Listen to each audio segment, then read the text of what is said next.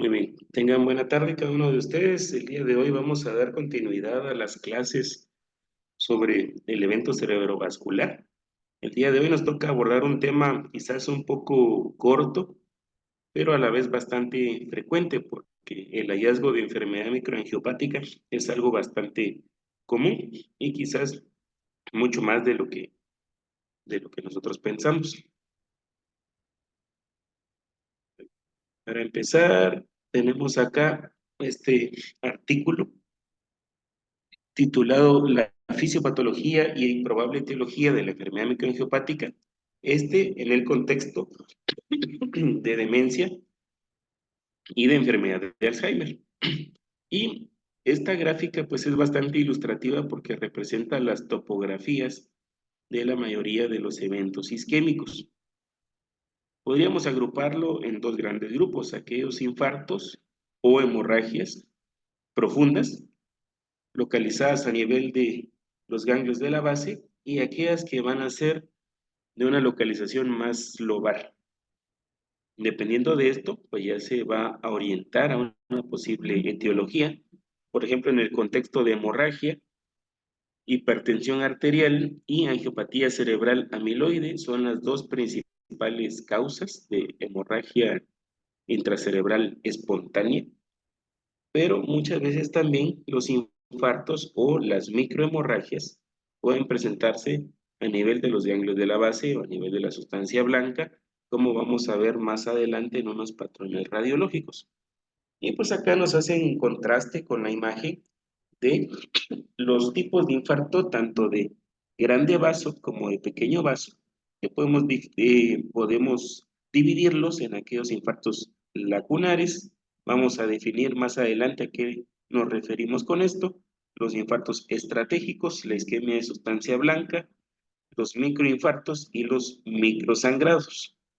Todo esto pues puede conllevar a deterioro cognitivo, pero esta no va a ser la única manifestación clínica que vamos a ver en estos pacientes. Está este artículo de Fronteras en Neurología del año 2022, titulado Enfermedad microangiopática, mecanismos patológicos y objetivos terapéuticos potenciales. Y aquí nos muestran esta gráfica bastante simple, pero a la vez muy importante, de la unidad neurovascular. Vamos a definir la unidad neurovascular como este conjunto de estructuras en el cual se puede observar acá el vaso sanguíneo con las uniones estrechas, que serían estas de acá, los pericitos, las células endoteliales, y vamos a ver que de los astrocitos tienen terminaciones podocitarias o podocitos que se pegan al vaso sanguíneo como tal. A la vez el astrocito, como podemos observar acá, hace sinapsis con la neurona, y todo este conjunto de estructuras en armonía es a lo que se le llama la unidad neurovascular. Y pues, ¿por qué es importante conocer esto?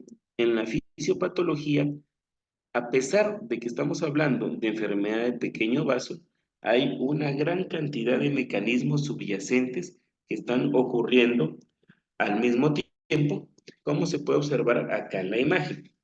Vamos a poner dos ejemplos en base a los principales factores de riesgo, que son hipertensión arterial y la edad. Estos dos procesos, ya sea de forma individual o en conjunto, van a conllevar a, eh, en forma secuencial, situaciones como disminución del óxido nítrico. Como recordemos, este es un potente vasodilatador. Entonces, si está disminuido, no va a haber una adecuada vasodilatación. Esto va a conllevar a alteración en las proteínas de las uniones estrechas, como lo vimos en la imagen previa. Esto conlleva disrupción de la barrera hematoencefálica, como se puede observar acá. Esta pequeña brecha, acá es lo que representa la disrupción de la barrera hematoencefálica. Y hay unos marcadores bastante importantes que hacen mención en este artículo, como por ejemplo la semaforina. La semaforina 3G está muy involucrada en La disrupción de la barrera hematoencefálica. Cuando se disminuye niveles bajos de semaforina, va a conllevar alteración de la barrera hematoencefálica y al mismo tiempo esto va a conllevar a una alteración de la plasticidad sináptica. Pero hay otros factores importantes, como por ejemplo el factor de von Willebrand, también las proteínas de choque térmico, la esfingomielinasa ácida y las metaloproteinasas de la matriz, que como bien recordemos, estas metaloproteinasas tienen una función muy importante en la degradación de la matriz extracelular. Dicho de otra forma, van a ir degradando la barrera hematoencefálica, como está representado acá. Entonces, todos estos procesos van a llevar como un estadio final, alteración de la plasticidad sináptica, desmielinización, daño axonal y liberación de factores neurotóxicos. A la vez, estos factores neurotóxicos van a producir más desmielinización y daño axonal, formando un círculo vicioso respecto a la fisiopatología. Hay algunas definiciones que tenemos que tener claras. Hay definiciones histopatológicas y definiciones radiológicas. Con definiciones histopatológicas vamos a hablar de enfermedad microangiopática. En general, aquí hacemos referencia a todos aquellos procesos patológicos que involucran pequeñas arterias, arteriolas, vénulas y capilares cerebrales. Está el infarto lacunar o el término laguna. ¿A qué se refiere ese término? Pues bien, son infartos pequeños con una medida específica. Algunos autores mencionan no mayores a 5 milímetros, otros son un poco más específicos y dicen infartos pequeños entre 1 a 4 milímetros. Y a nivel microscópico, una laguna se va a definir como una cavidad irregular que en su interior contiene trazas de tejido conectivo fibrilar y macrófagos en su interior. Si le hacemos una biopsia cerebral a un paciente, el principal hallazgo característico que vamos a buscar sería este, la presencia de macrófagos en el interior de estas cavidades para poder hablar de un infarto lacunar. Y también está un espectro mucho más amplio de definiciones cuando ya empezamos a involucrar la neuroimagen. Los fenotipos radiológicos son diversos. No todos son lesiones puntiformes en la resonancia. Podemos tener infartos pequeños subcorticales recientes. Aquí entra en juego el papel de la secuencia de difusión, tanto difusión temprana como difusión tardía, para ver la temporalidad de estos pequeños infartos. Están las hiperintensidades de sustancia blanca o el término de leucoariosis que también pues, se ha adjudicado. Laguna de presunto origen vascular, se le define pues aquella lesión radiológica que cumple la medida que ya mencionamos de 1 a 4 milímetros y que se presume pues que el origen de la misma sea vascular. Alargamiento de los espacios perivasculares también es un hallazgo frecuente y recordemos que en la enfermedad microangiopática no todo va a ser isquemia como tal, también los sangrados pueden hablar de enfermedad microangiopática. Por ejemplo, en la angiopatía cerebral amiloide, la hemorragia más aparatosa es la hemorragia lobar, extensa, de un predominio muy cortical. Sin embargo, también pueden existir microsangrados y en este contexto secuencias como la SWI o como le mencionan los radiólogos, aquellas secuencias de sangre negra, ya que se va a ver hipointensa la señal de los sangrados, nos puede ser de bastante utilidad. También las secuencias como la ecogradiente, pues nos van a ayudar mucho en este contexto. Acá traemos algunos ejemplos de lo que acabamos de mencionar. En la imagen de arriba tenemos un infarto subcortical pequeño, reciente. ¿Cómo sabemos que es reciente? Pues gracias a la secuencia de difusión. Y se ve esta pequeña lesión que restringe la difusión a nivel del núcleo lenticular del lado derecho. Las características de la resonancia, como ya lo mencionamos, vamos a buscar esto específicamente a nivel de secuencias de difusión. pueden verse hiperintensas en FLAIR y una señal hipointensa en T1. Siguiente escenario, una laguna de presunto origen vascular, como lo señala la flecha aquí en color blanco. Es redonda, es ovoidea, subcortical, una cavidad de 3 y 15 milímetros de diámetro, y se puede ver hipointensa en FLAIR con un anillo hiperintenso o isointenso en la difusión. En el ecogradiente puede verse isointenso, una señal disminuida, como lo que mencionamos, ¿verdad? De que los microsangrados se van a ver de esta forma en resonancia. Tenemos las hiperintensidades de sustancia blanca. Hay unas escalas específicas que nos van a orientar un poco más cuando encontramos hallazgos como estos. Podemos tener hiperintensidades múltiples, pero no confluentes. Por ejemplo, un FASECAS 1, un FASECAS 2, pero ya cuando estas se empiezan a agrupar, como se observa acá en la imagen, ya podríamos hablar de un FASECAS 3. Más adelante, pues hay una gráfica que ejemplifica esta escala.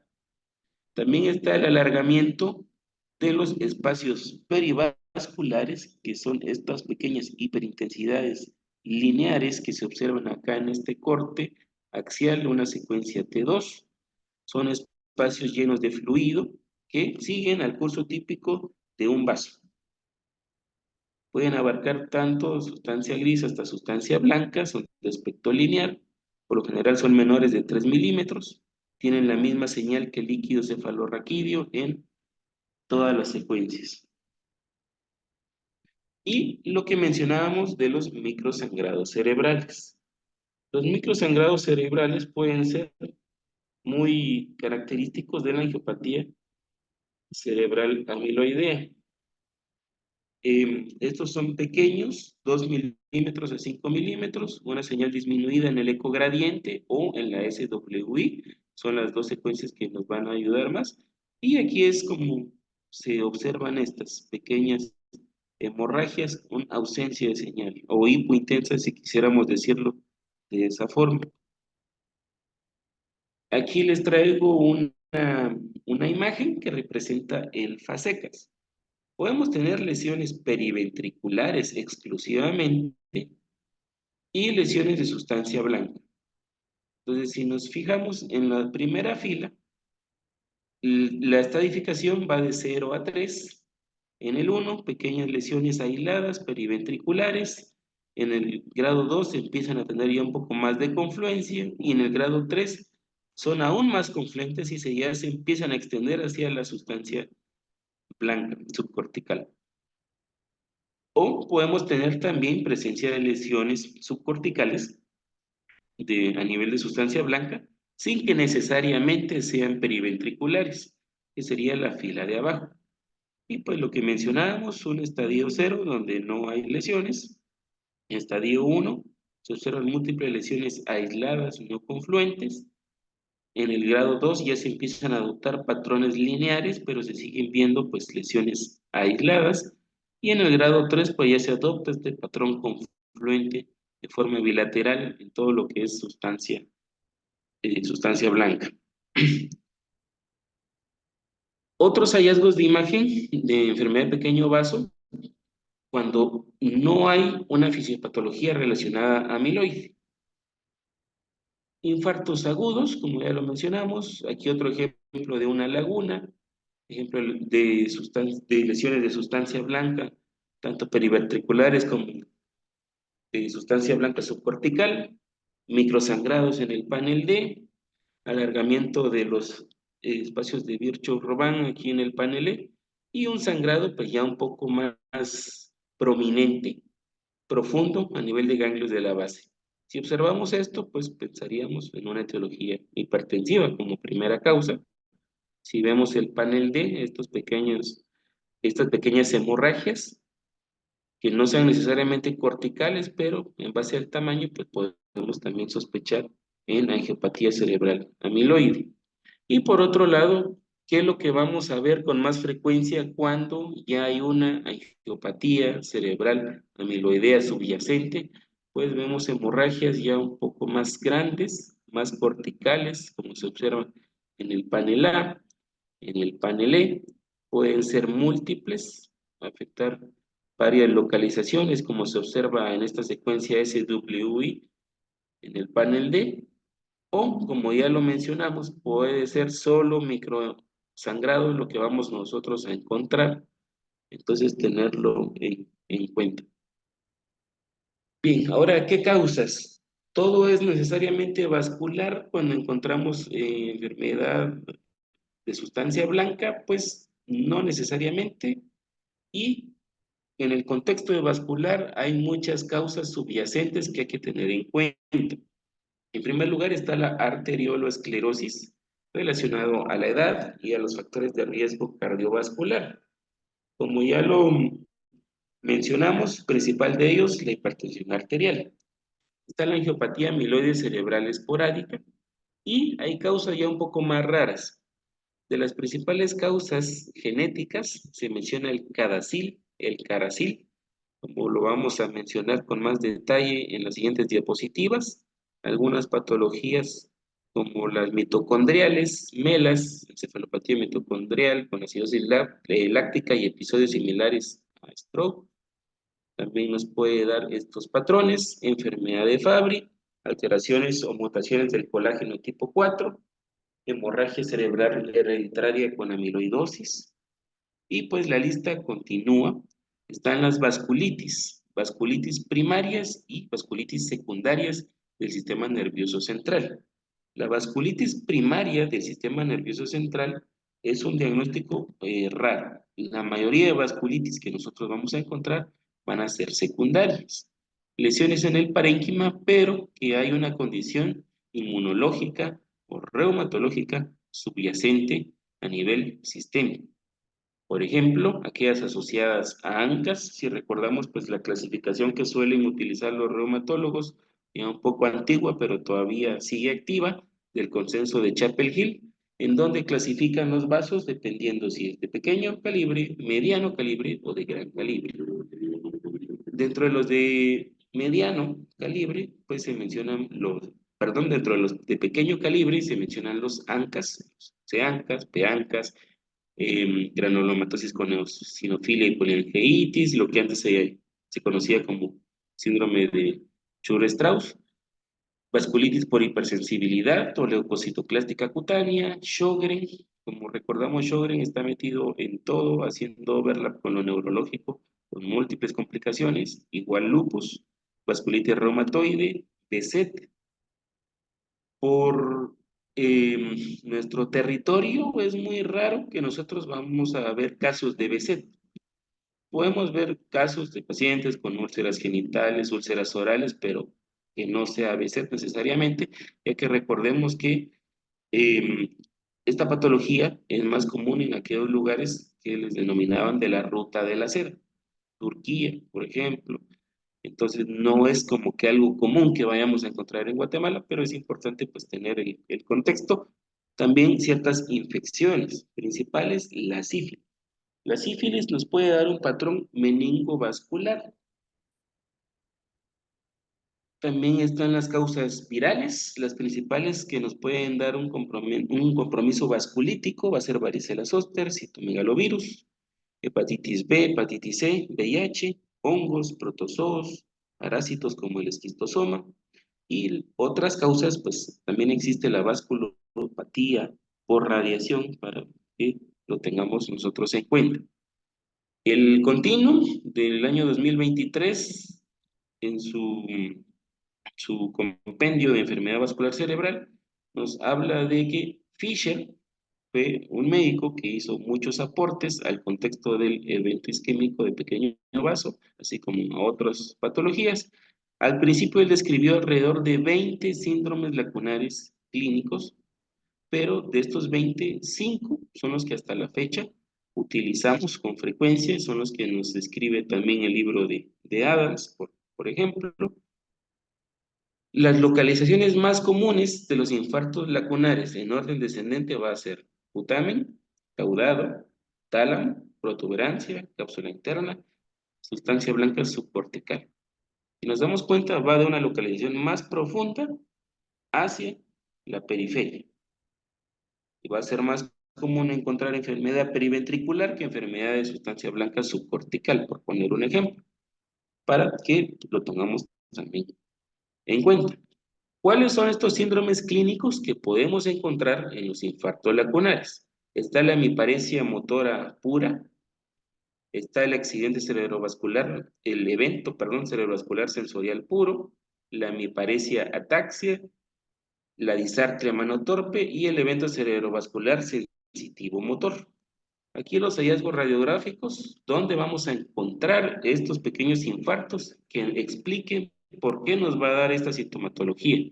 Por ejemplo, en una hemiparesia motora pura, infartos en la porción posterior de la cápsula interna, base inferior del puente, putamen no caudado.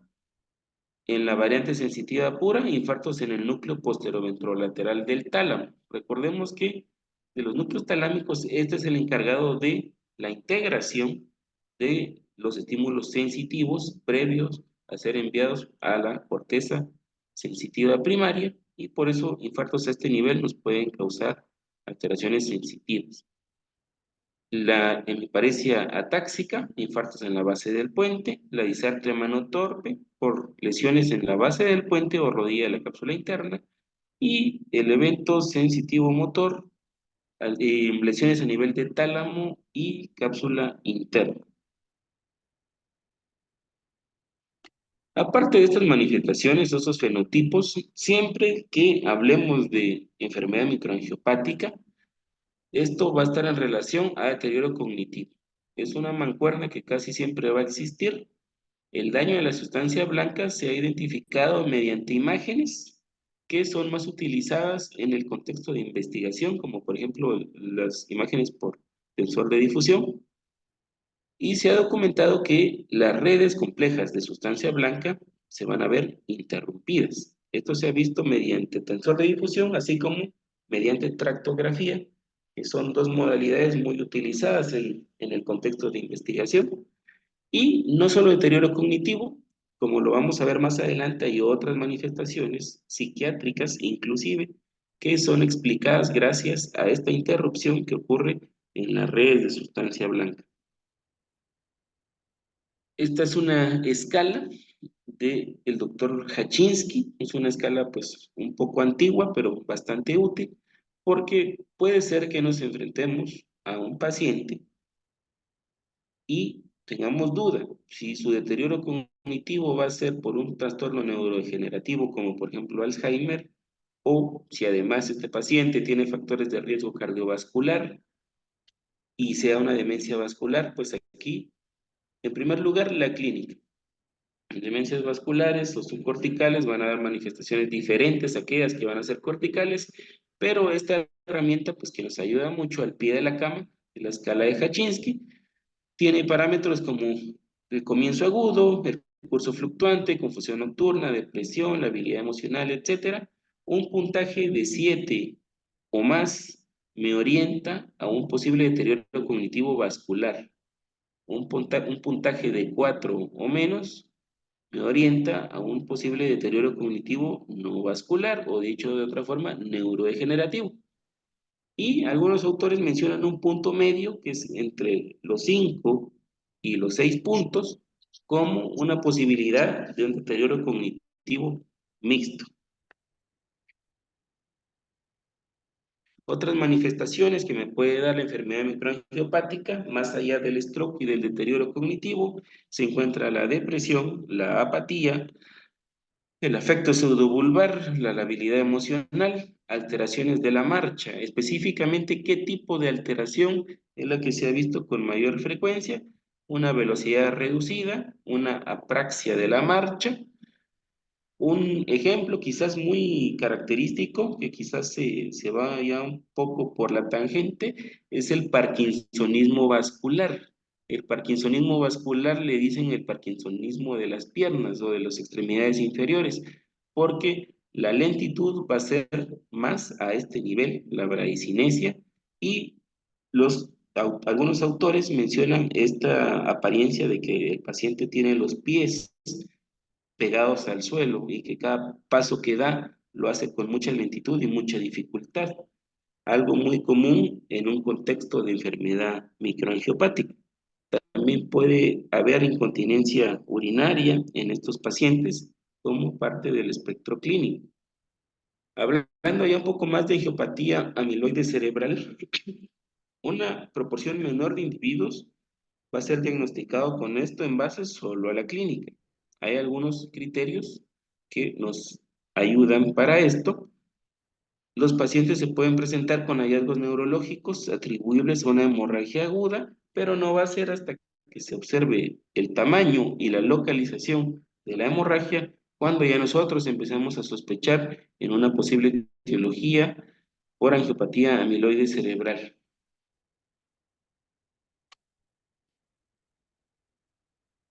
Los criterios que se utilizan para el diagnóstico son los de Boston, los 2.0 para angiopatía cerebral amiloide, y establece criterios de certeza diagnóstica: definitiva, probable, con apoyo patológico, probable sin apoyo patológico, etcétera. En primer lugar, la definitiva es postmortem, biopsia cerebral que documente datos de angiopatía cerebral amiloide.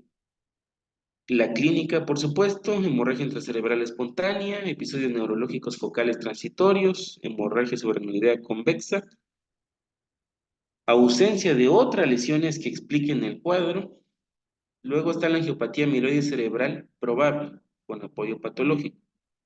Datos clínicos y tejido patológico, no necesariamente postmortem, por ejemplo, muestra del hematoma evacuado o una biopsia cortical, y que demuestre presentación con una hemorragia intracerebral espontánea, deterioro cognitivo o demencia, hemorragia subaracnoidea convexa, algún grado de angiopatía amiloidea cerebral en la muestra y ausencia de otras lesiones.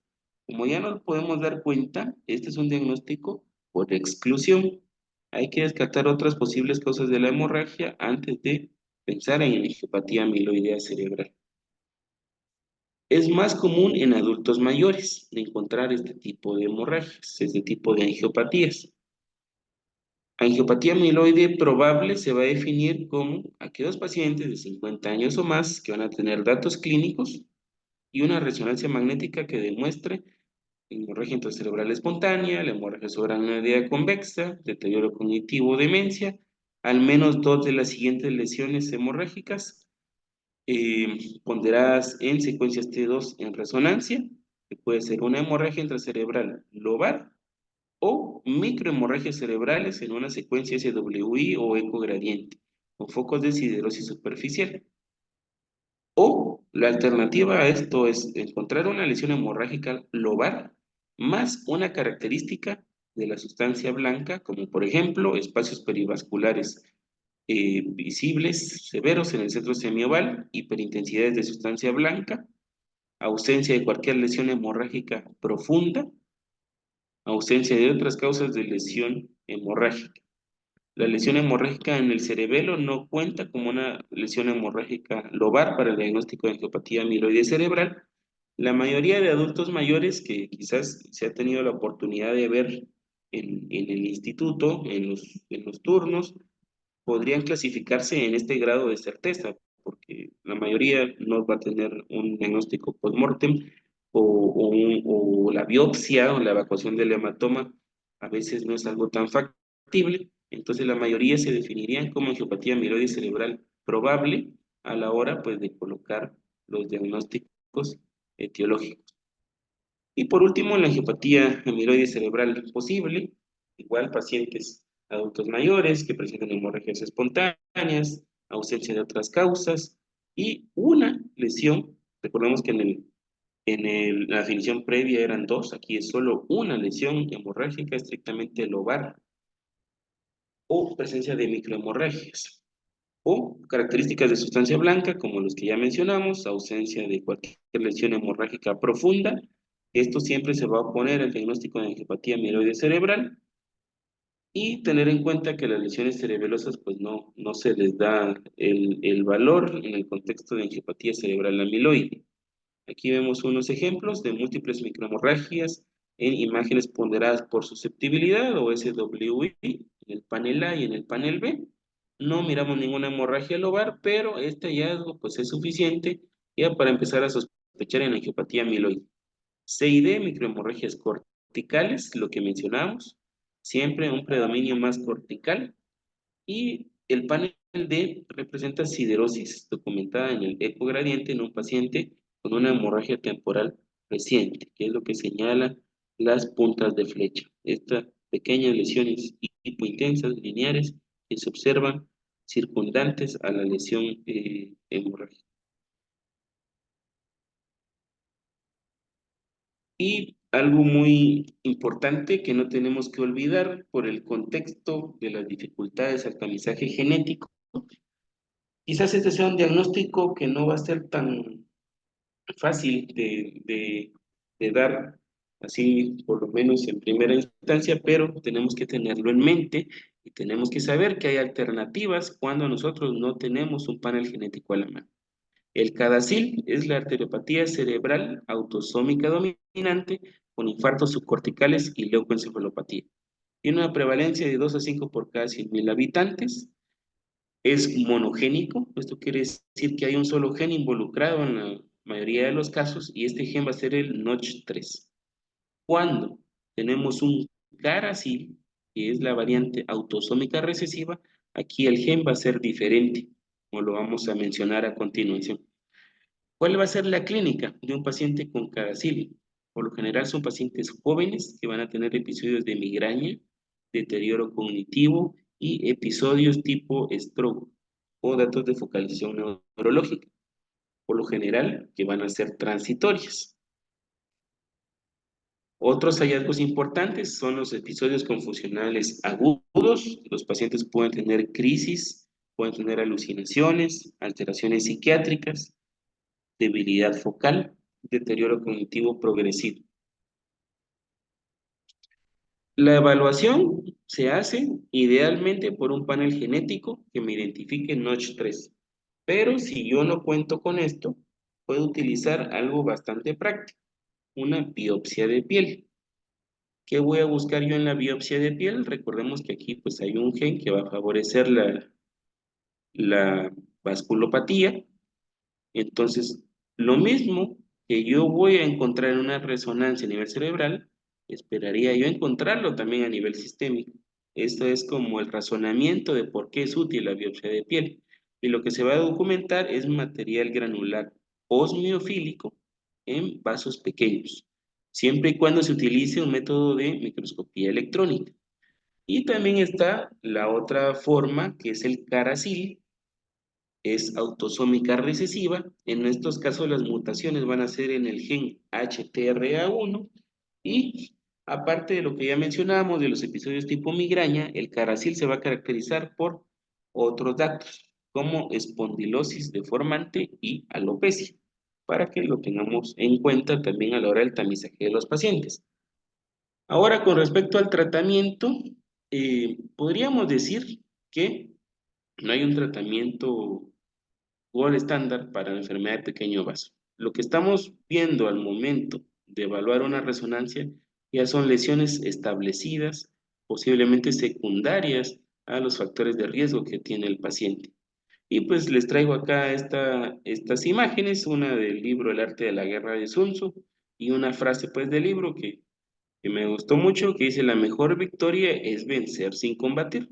Y pues bueno, ¿y cómo vamos a aplicar esto, verdad? En el contexto de la clase del día de hoy. Y pues quizás la mejor forma de pelear va a ser con la prevención. Factores de riesgo de stroke que tenemos que tratar de modificar antes de que aparezca la enfermedad microangiopática. Cuando hay una enfermedad microangiopática o una angiopatía amiloide cerebral ya bien establecida, pues no es como que haya mucho por hacer, más que prevenir que esto empeore, pero qué mejor que orientar al paciente para evitar los factores de riesgo antes de que esto ocurra. Dentro de los modificables, en primer lugar, como ya lo mencionamos, la hipertensión arterial, la diabetes, fibrilación auricular, dislipidemia, tabaquismo, sedentarismo, enfermedad renal, incluso la proteinuria, sin necesidad de que haya una elevación de azoados ya bien establecida, el simple hecho de encontrar micro o macroalbuminuria ya es un factor de riesgo para enfermedad vascular cerebral. Apnea del sueño, la dieta, consumo de alcohol y por supuesto los no modificables, que aquí sí no hay mucho por hacer, sexo masculino, la edad y la genética.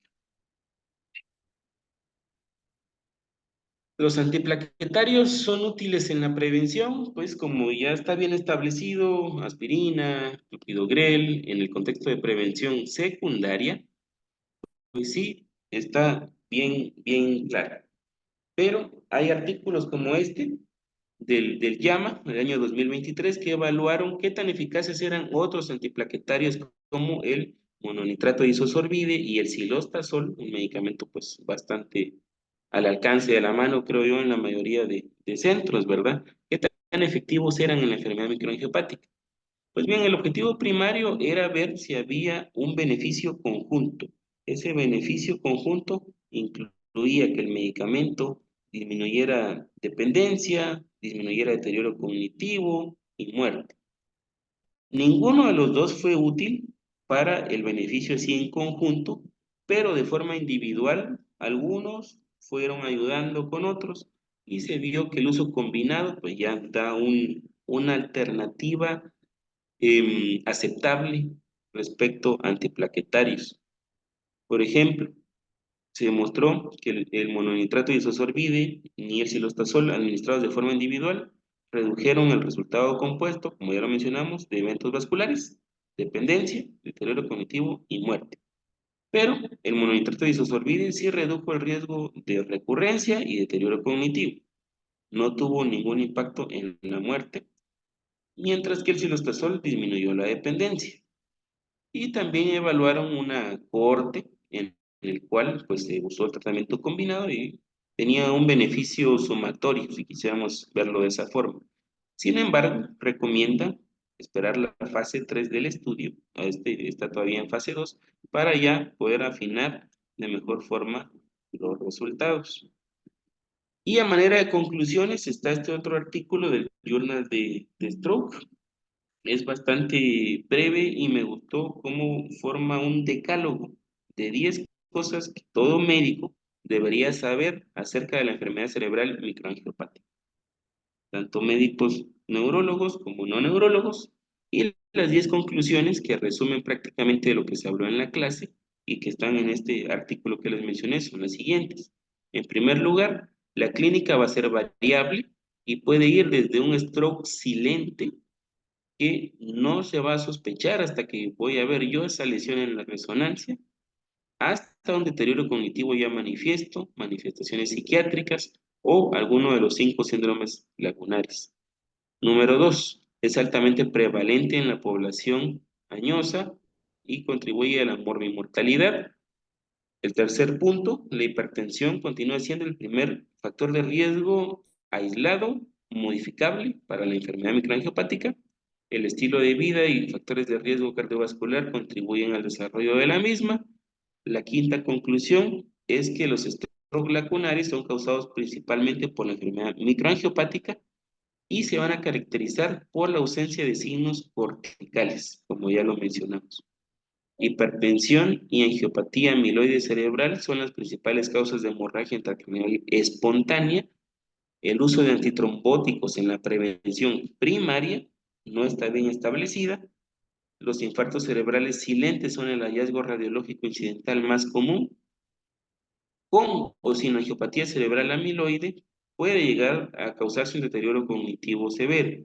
Antes se pensaba que solo en aquellas etiologías subyacentes, angiopatía amiloide cerebral, iba a haber deterioro cognitivo, ahora sabemos que no es cierto.